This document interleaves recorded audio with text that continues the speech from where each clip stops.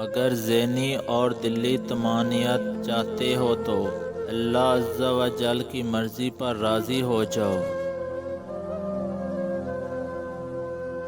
جب تک شریعت کو مضبوطی سے تھام نہ لوگے کبھی فلاح نہیں پا سکو گے۔ اصل سکون و راحت چاہتے ہو تو اپنے دل کی کثافتوں کو دور کرو۔ غصے کا مطلب ہے کہ انسان پر شیطان نے غلبہ پا لیا ہے، ایسے میں اس سے بچنے کی صحیح جہاد ہے۔ پانی کا بلبلہ ہمیشہ سطح آب پر رہتے ہیں اور گہرا پانی ہمیشہ دریا کی سطح میں ہوتا ہے۔ خدا کے راز کی حفاظت اولیاء کا فرض اولین ہے۔ اللہ تعالیٰ اپنے مقصد کو پورا فرماتا ہے تو قلیل اور کثیر کی پرواہ نہیں کرتا۔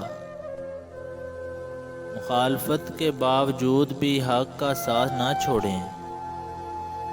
جو شخص اللہ تعالیٰ کو یاد رکھتا ہے وہ کبھی مشکل میں گرفتار نہیں ہو پاتا۔